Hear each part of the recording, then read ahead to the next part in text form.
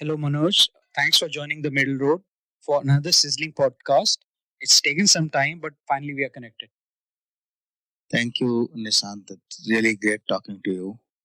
Manoj, you're head of institutions, innovation, and entrepreneurship at one of the most prestigious, I would say, foundations in India, Tata Trust, and you're CEO of India Health Fund.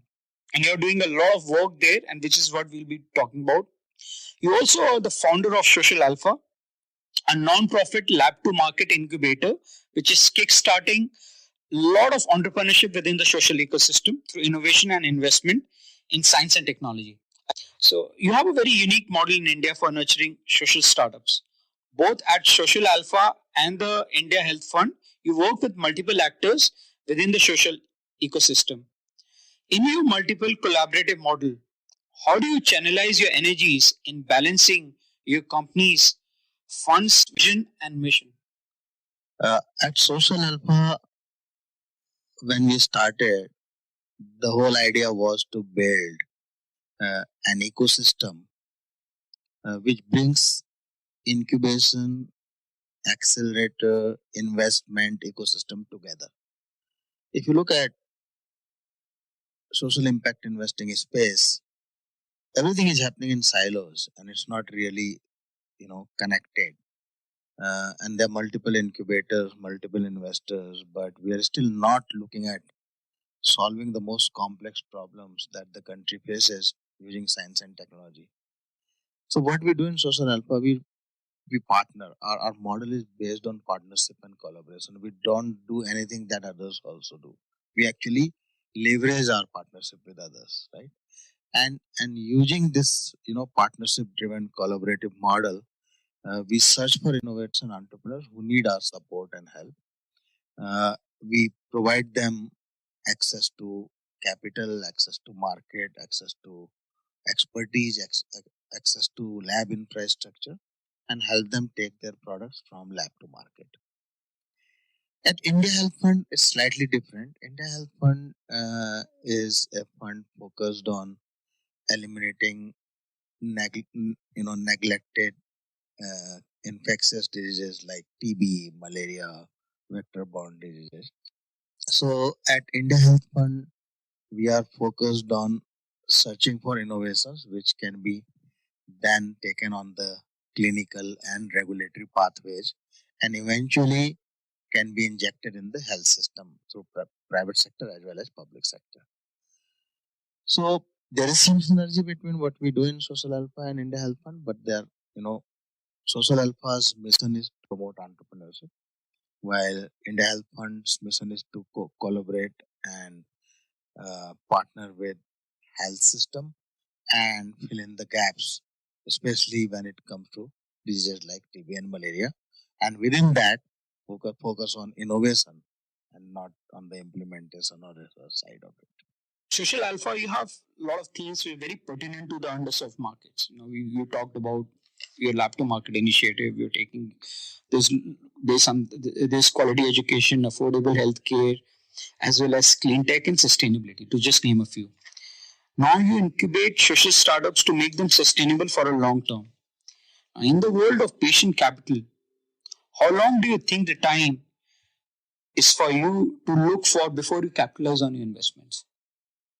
That's a great question, Nishant. This is actually what this is the reason why we started Social Alpha. There are fundamentally, if you compare what we are doing in Social Alpha with the mainstream investment world, we are basically looking at three aspects. One is the patient, right? How patient is the capital, which means what is the time horizon? How long would you like to stay invested in a company? I think it could be anything from 5 years to 15 years. It's not a 3 year, 30% IRR game. So if you have willingness and ability to remain invested for a long term, and you know very well that in some cases there may not be an exit, right? That means you're really looking at patient capital, and the as of today, the only suppliers of that patient capital are either philanthropy or government. Right? What we are trying to do is to evaluate, assess, and try if we can de-risk this sector and make it attractive for the private capital to come in. I don't think we are there yet, but the aspiration is to be there at some point of time. The other two things which actually we miss when we talk about patient capital, that the patient capital is one part of the story. You also need investors who have the empathy for the cause, right? Because that empathy will actually drive the patient investment. And the last is, even if you have the empathy and willingness to remain invested for a long term and ability to remain patient, also and a realization of the fact that you are actually investing in a high risk area. So it is possible that on a risk reward equation, your return may not be commensurate with the risk that you are taking.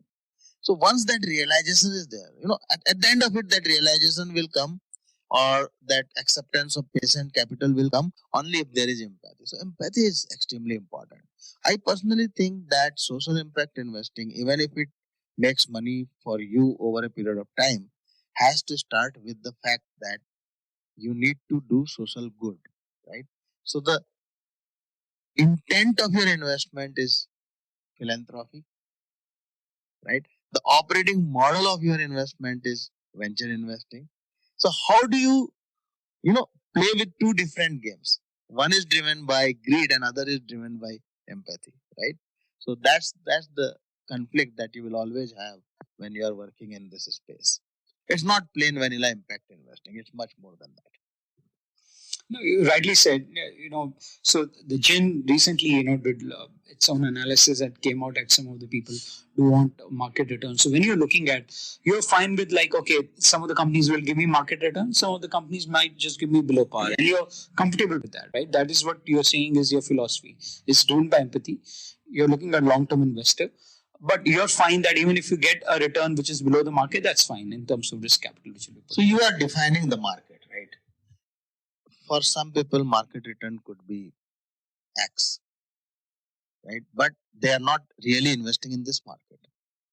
So when you say market return, you cannot say that I am expecting a market return of X in social impact investing. It's different. There will be muted return or there may not be returns, right? So the thing is, you cannot start with the return.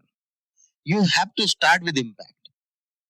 And if you are thinking impact first, eventually there may or may not be high returns, right? So once you start making money in social impact investing, then you would realize whether market is there at what level and it is good enough for you to invest or not. But to start, you cannot assume that you will make a lot of money in this space, right? And any such assumption is wrong because nobody has actually invested.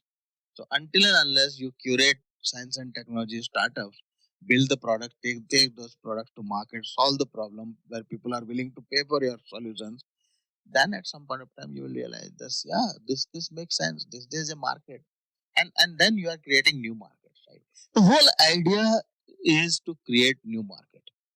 You cannot replace the existing market. You need to create new.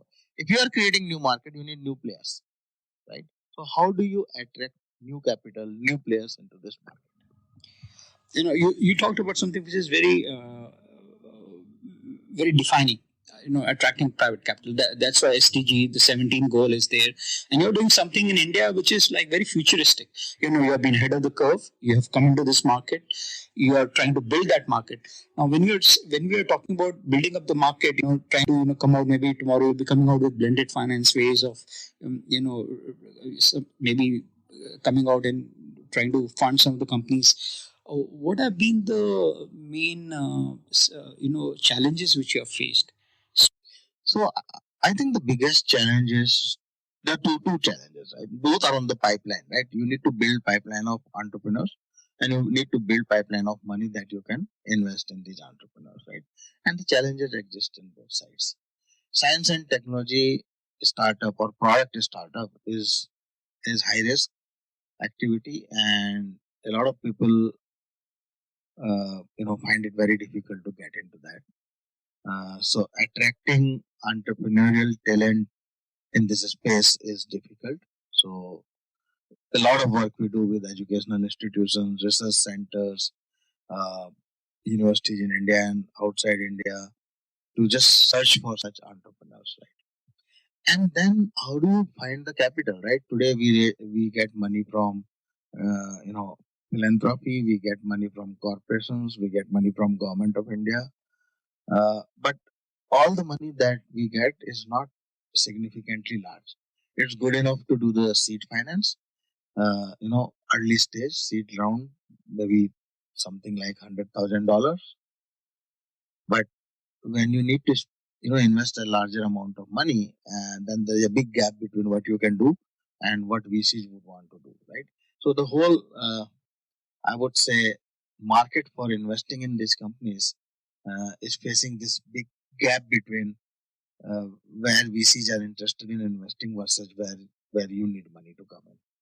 So these are the challenges. I think every market would have faced these challenges in the early evolution of those markets, right? In 1970s and 80s, I don't think any private sector player would want to build roads and dams and power plants, right? It was all done by only public sector. Today, you see a lot of work actually happens in private sector. So I think market will evolve. The private sector will get into areas like energy trading or utilities, and as new markets are created, new uh, uh, you know capital is deployed, consumers will see value in that, and once consumers start seeing value, market will grow. So you talked about seed investing. Now you invest on an average range could be from $14,000 to $40,000. So we have done as low as $20,000, as high as $200,000, right? In most cases, our sweet spot is okay. Number one, if you are not the first investor, it means market adjusts, right? So we avoid. I would not say we don't do it, but we avoid becoming second or third investor, right? So we try to find startups where they are searching for capital, have great idea, great product idea, have the right execution potential, but have not been able to raise money, right? That's our sweet spot, which effectively demonstrates that early stage investment market is not available to those entrepreneurs. So we prefer being the first investor, and we prefer taking anything between 10% to 20% in the company. And then at some point of time, as the company's business model de-risks and they are able to bring in next round of investors, and we work with them and help them, then at some point of time, if investors or entrepreneurs want us to get out, we get out, right? So our terms are very simple. We don't have onerous term sheets or agreements with our founders. We try to keep it simple. We exist for entrepreneurs. We are a non-profit, so we don't have any vested interest in keeping more equity or making more money. So everything and anything that we do, it is actually designed to help and support entrepreneurs. Even if there is a clause in the term sheet or a shareholder agreement which may appear as if it supports us, it's because being the first time, uh, you know, uh, first investor in the company, we would want to make sure that we are able to protect our founders' interest. At the end of it, everything comes down to entrepreneurs and their interest, and we help them, support them. Yeah, it's fantastic. You have 60 ventures, and these are also very much a lot in technology space. Yeah. So we have incubated 60 and invested about 35 out of 60. We don't invest in every company we incubate. So we incubate, then we curate them, and then we see whether we need to invest. And then we don't write the whole amount to them. We give them a small amount of money, and we see whether they are executing. At the end of it, there's so many people with ideas. Execution matters, right? So we focus more on execution capability of entrepreneurs than the brilliance of their idea, right? So brilliant ideas are necessary but not sufficient. The most important part is execution, so we focus on that. Talked about taking about 10%, 10 to 20%. We were talking about the equity. That's am I did I get correct? So for example, if you invest say 5 crore rupees valuation, about $1 million, okay, at a valuation of say 5 crore rupees, For 10%, basically you are talking about 50 lakhs. 50 lakhs, right? For a company which is raising money for the first time, it's not a bad deal. Right? A lot of people have asked us actually, why do you give such a nice valuation to the company? And I said, nobody knows how to do valuation. Everybody works on some models, right? No, there is no validation of that. And at the end of it, the traditional models of valuation, like DCF and all that, are all based on assumptions, right? So instead of getting into those assumptions and talking about cash forecast at a time when your product is not even ready to go to market, it doesn't make much sense. So we basically give them a valuation of 5 to 10 crore and take 10 to 20% in the company, which works out very well for them. And then at some point of time, if the big investors come in, we get diluted as much as the founders get diluted, which is fine. So basically, this of course another way is that you wait for if they ever want to go for an IPO, but you look more for a strategic buyer, and that's how you. So we haven't done any, we haven't done much on that because it's still very young. Year of operation. But we are cool about it, right? We are not in a hurry to get out of the company. At some point of time, if new investors want us out or company founders have the ability to buy us back, we are fine. Okay, thanks. So something I really loved about your company is this multiple actors. You have this collaboration where you bring in academicians, you bring in philanthropic institutions or foundations and subject matter experts. And then you also invest. I mean, I was looking at your 60 odd companies which are incubated and 35 which you have invested. They are across sectors. It's not like you're sector agnostic, maybe with very focused in social space, but you go into an artificial intelligence, you could go into something in affordable, healthcare. So how does this collaboration work? There's so many actors. How do you manage this? So it's not as complex as it sounds. It's very simple. So we have identified some sectors where we work. Okay. So for example, we don't work in financial inclusion because this sector has got decent attention from all players. Microfinance companies have been working in this space for a long time. You have several, incubators and investors who are working on fintech, financial inclusion space. So we identified some areas. So one of the areas we identified was healthcare, medical devices, right? Water, sanitation, agriculture, assistive technologies, right? Disability. Not many people focus on that.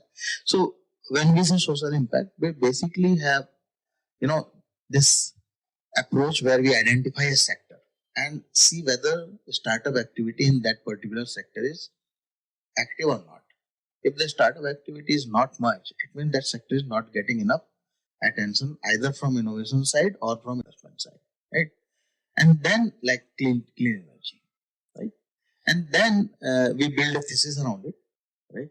And then we consult a number of experts, stakeholders, corporations, academicians, individuals who are playing in that space. We build problem statements, curate them, and identify some areas where innovation is required and where we can, initiate some startup activity. So each sector has got a dedicated team of 2 or 3 people, an advisory board kind of, structure where experts in that particular sector can advise us, right? So if you look at our energy team, then the energy team is advised by people who have been working in energy, power, utility, clean tech,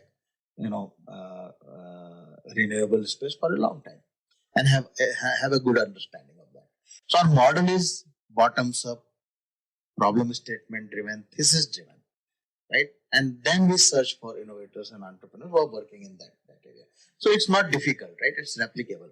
And then, as you mentioned, AI and other things, these are horizontal technologies, right? So whether it's AI or blockchain or robotics or any technology, that's hard. It can have an implementation in healthcare or agriculture. Anywhere. So, and then we have some lenses through which we look at our portfolio, right? So one of the lenses is climate change, another lens is poverty elimination, another lens is gender. So we evaluate the portfolio that whether companies in our portfolio are helping in climate change. Are we reducing the cost of healthcare? Are we making life of a farmer better by reducing the input cost by improving the farming, farm productivity, by reducing the post-harvest loss. So these are the questions that we ask, right? So when you say impact, how do you evaluate impact? You evaluate impact by asking this question: What are you doing, right? If you cannot reduce cost of products and services, or if you cannot make them more accessible, or you cannot improve user experience for a person who has been denied good quality products, for example, or can't reduce drudgery, for example, in agriculture, then it's not impact, right? So at the end of it, you cannot define impact in quantitative terms, but you can ask very specific question. So if someone comes with a new medical device, first question is, okay, so what does it do? Does it reduce the cost of healthcare?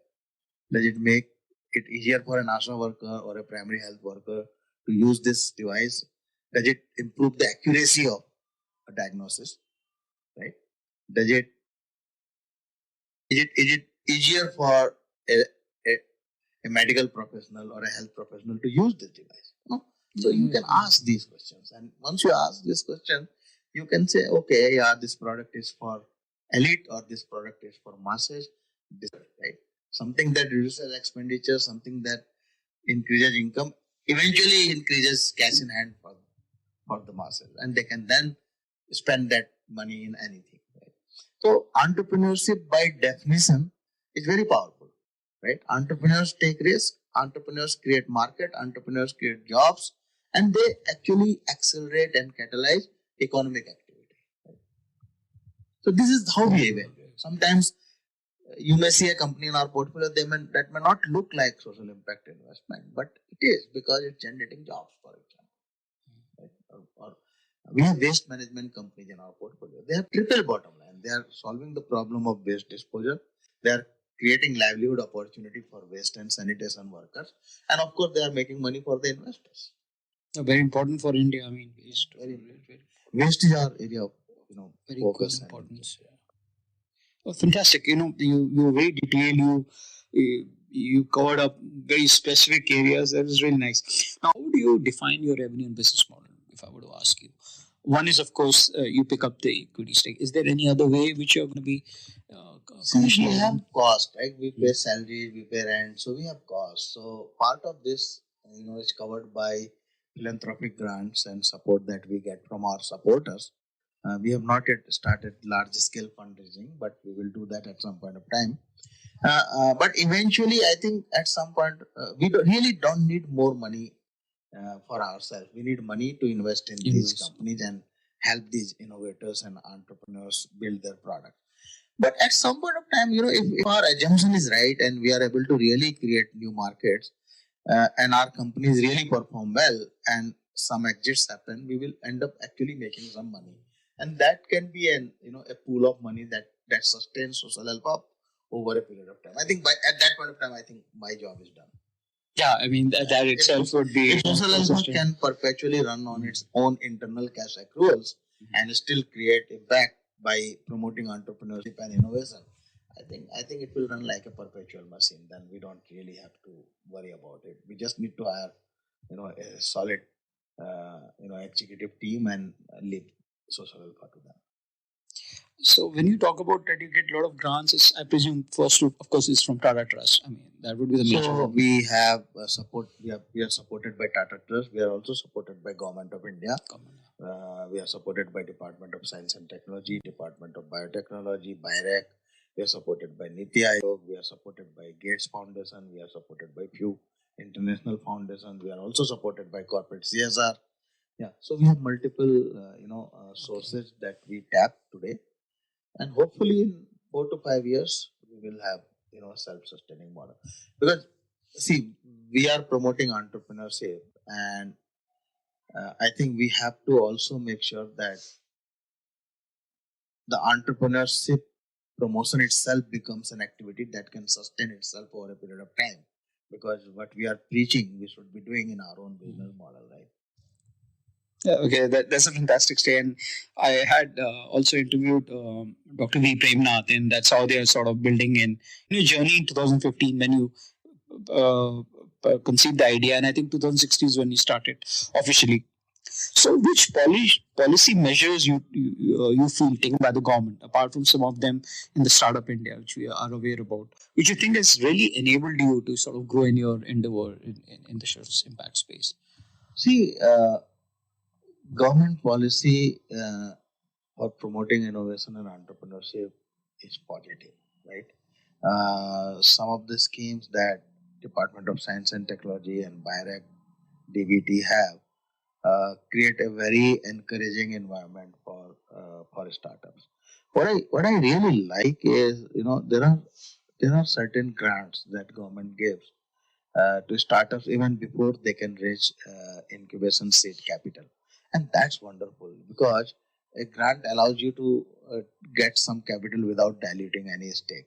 So we encourage innovators and entrepreneurs to first explore all the avenues of grants, which are simpler and non-dilutive, and then get incubated for seed capital, right? And then raise money from outside. So there is a nice infrastructure across the country now. You have number of incubators, you have lab space, you have seed capital providers. I think is now required uh, is private sector participation, right? I think private sector needs to step in. Government definitely has done its job from a policy It's done a perspective, fantastic yeah. job. And private sector needs to step in, because if we don't promote entrepreneurship, we will not be able to create the right number of jobs that this country needs, considering the size of our population today. It's true, and I think the CSR rule, the 2%, you think that should enable some amount of movement to come in. I think that India certainly needs a push. Yeah, yeah, Corporate India. yeah. Corporate. I wish corporate CSR money gets deployed little more strategically by working with people like us who are creating a pool of resources and then deploy, rather than every corporation doing their CSR at on a standalone basis without really getting visibility into what's happening with the CSR money across the country. I think pooling mechanism is really powerful, and the way you see venture capital, private equity world is a pooling model, right? You get money from rich people, create a pool, and then deploy in the most attractive opportunities. I think CSR needs to follow the same model, where CSR money gets pooled into Common pool, funds, and and that's these funds then pick up the most you know uh, attractive innovations and then invest in them. and maybe ESG could be sort of a ESG, fantastic.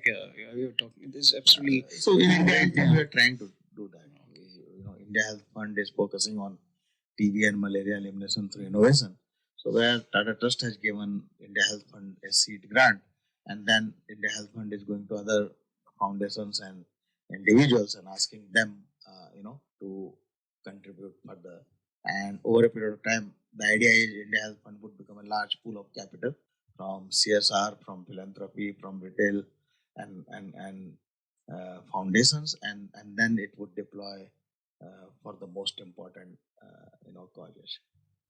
International actors, multilateral institutions, charitable institutions like Gates is there, Rockefeller is there. You think they are now started coming in India and giving money more into this space? That's increased. That's a huge segment. Again, we could. A lot of international foundations are doing amazing work. They are, identifying non-profits in India and working through them. It's a great opportunity for a large number of non-profits to understand uh, the the model with which international foundations support implementation in India. Our approach is slightly different. We build the programs and then approach international foundations and demonstrate to them that we understand India problems very clearly through our grassroots level connect and experience. We build programs, we find Indian money for those programs, and then ask international foundations to come and supplement that. So we have skin in the game, right?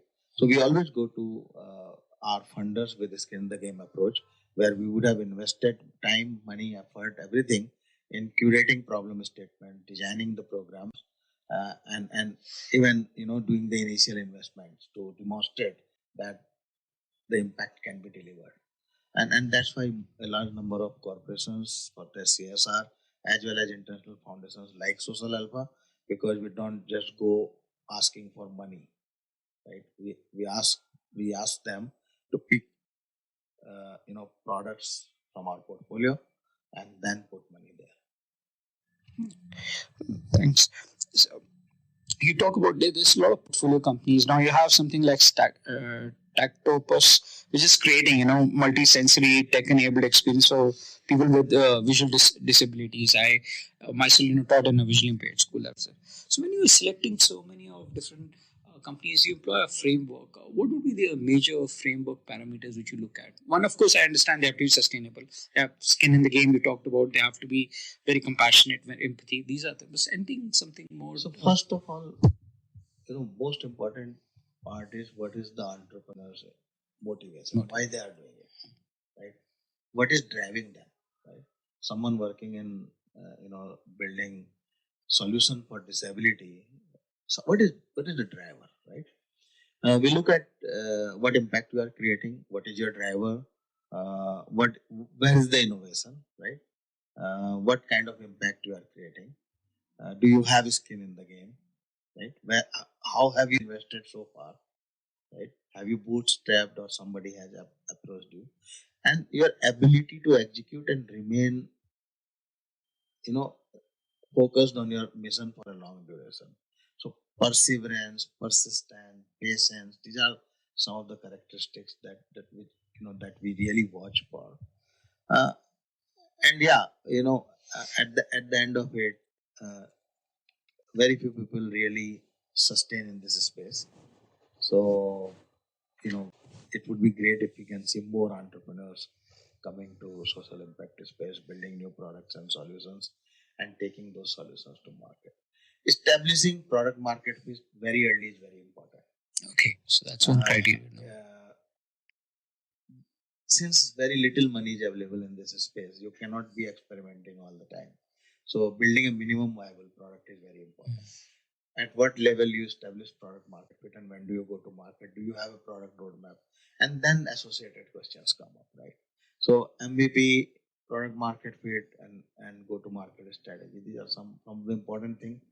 You have to think about them very early when you are building the product, and not as an afterthought of, you have built the product and now you are searching for a market. That luxury is not there. That's true. So, do you also feel scalability is a part of what you look at very early on, but you are very comfortable with that? It's okay. It comes. See, scale can come from a linear scalability where you are successful, so you sell more and implement more. Scale can also come from the fact that you have created a model that can be replicated by others. So we are okay with that. I think creating the impact model is important, and then scale is basically at the end of it, is a function of how much money you can invest and whether you have the right execution capability for scale. So once you have proven the model, then you can try with various scaling approaches. So that's really thank you for sharing some of the insights. Now, in one of the earlier podcasts I've heard, like you talked a lot about social alpha as corporate culture, and I think this is where you're doing a fantastic job. You're creating something very different, something unique, very flat hierarchy where nobody's a manager, everybody's reporting to each other. So there's a long time back I read a book, Maverick, which had a huge impact. I heard what you're doing. It sort of connected so much deeply with me because this is something which even I want to do. Have a influence in your philosophy and you're building the startup and how you plan. Several books and companies have influenced. Maverick is one among them, of course, yes. And they had very innovative HR policy, and they ran it like a true democracy. In recent years, I've heard a lot about Netflix, though I've not seen their work internally, but I've heard a lot about them. See, the trick is, how do you create an organization that is working with empathy for social impact, but it retains its culture of performance and outcome delivery, right? So you don't want a performance management system, but you don't want to say that chalta hai. Yeah. You getting my point? Yeah. So at the same time, how do you create an organization where nobody tells you to do what you are supposed to do, but you know it, right? So an organization where people take pride in their work, where people have empowerment to take decisions, but once you have power to take decision, you should also have the courage and humility to take the responsibility for the outcome of those decisions, right? So accountability is extremely important. So I always encourage people to take decisions, and I tell them after that, if you have taken the decision, if something goes wrong, you also own it, right? The fear of failure is not there. Right? So we have removed that. We also believe that people who are motivated and who are there because they want to be there. They are there out of choice, not because they need a job and this is the only job they could get. They have choice, but they prefer to work in this environment. They love what they are doing at work. They love the fact that they are creating impact. That is very important, right?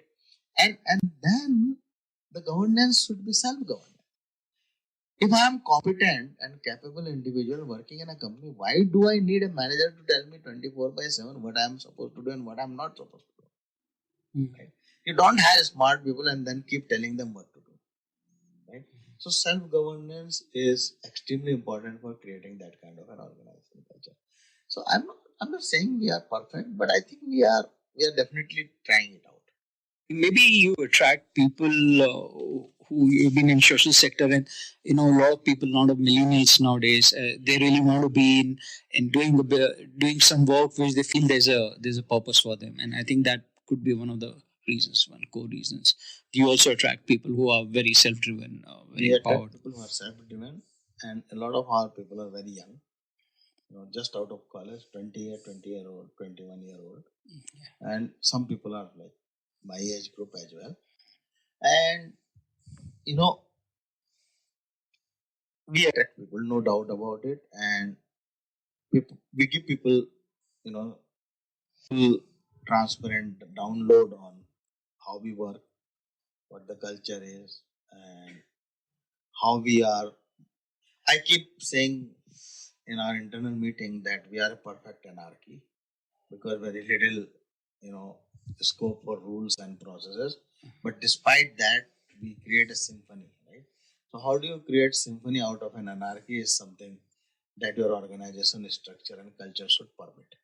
You also are heading the India Health Fund, which is a collaborative initiative by Tata Trust and the Global Fund. And you, like rightly mentioned, you want to end tuberculosis by 2025, malaria by 2030 from India. Now, Gates Foundation is one of those predominantly, the foundation which is actually targeting these areas. So, would you like to share here your work in India? How does it, what sort of impact you have been creating in this? So, India Health Fund is entirely, is completely different organization, nothing to do with Social Alpha. India Health Fund was created by Tata Trust. I am an advisor to Tata Trust, and they asked me to, run India Health Fund. So I'm doing that, and at some point of time, I will hand it over by identifying a seat. And India Health Fund charter is to work in TB, malaria, and infectious diseases. It's an innovation fund focused on taking innovation to the regulatory and clinical pathways, uh, and then injecting them in the health system, whether public system or private system. Uh, India Health Fund has a separate team, a separate charter. It's a completely different legal entity. And India Health Fund is not into entrepreneurship because it can find entrepreneurs or NGOs or government organization to implement. Its focus is on supplying innovative solutions to all the stakeholders who are working on our fight against TB and malaria. So you here implement in projects, you invest in projects or in companies which are directly involved in that So space. what we do in India Health Fund, we do create problem statements, in these diseases. They could be in diagnosis, they could be in prevention, they could be in treatment, they could be in public health space. We then we search for innovations and encourage innovators to solve these problem statements. We give them grants, and with those grants, they deliver on those products. So, A huge, a large partnership with government, private sector, public sector, and international organizations. and among all the actors, which one would you say is the most smooth to work with, and sometimes which one it's not that smooth to work with? So, see, what the approach we have taken in India Health Fund is a consultative approach. So, what we do before we, so we before we fund, we first get all the stakeholders for a day or two, and through a stakeholder consultation exercise, we curate problem statements which which basically there is a consensus among stakeholders that these problem statements need to be addressed, and then these stakeholders are from various sectors, including government and private sector, right? Then they all commit that yes, we all have to play a role in taking these innovations to market. Where India Health Fund brings in money for enabling these innovations to go to market. At the same time, other players bring in their strength, right?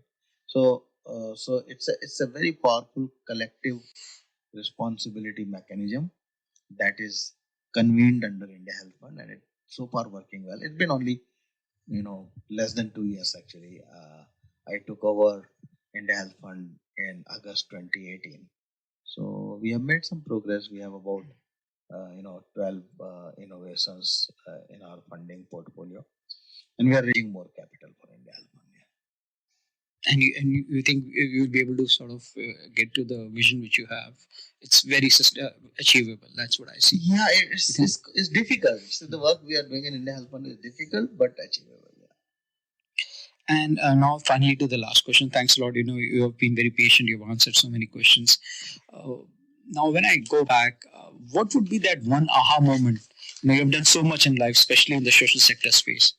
I have these aha moments, all the time, because every time I see a new entrepreneur with a new idea and a desire to work with Social Alpha, that's the aha moment. So I have this program that I've been focusing on. It's called Entrepreneur in Residence Program. Mm.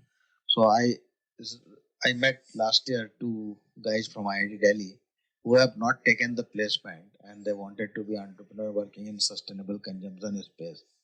And I said, oh, why didn't I meet you earlier? We just brought them in, and they started working on their idea.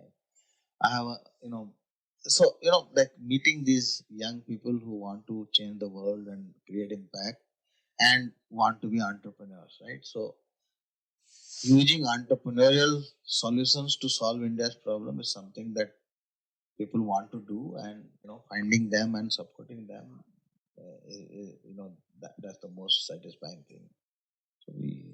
So once in a month, if you see suddenly someone with a spark and a desire to do something, that's what the aha moment is. I'm very confident that our country will get into a growth and transformation trajectory when more and more people would want to become entrepreneurs, and instead of just looking for a job, they start creating job for other people as well.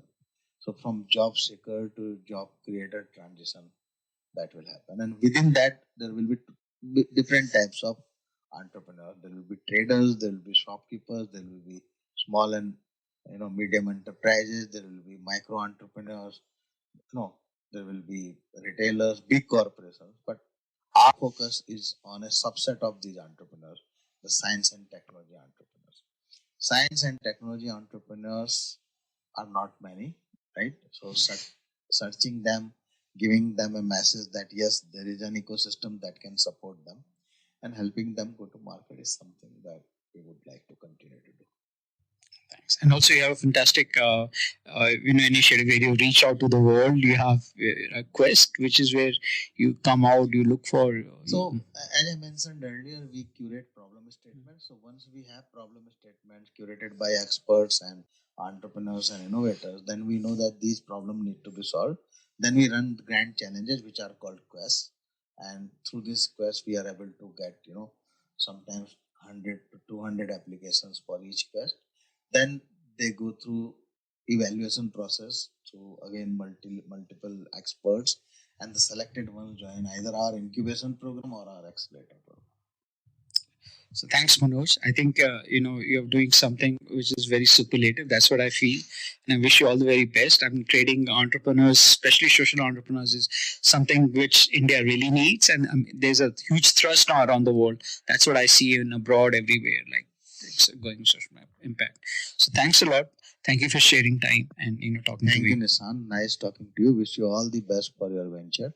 Thanks. And keep in touch.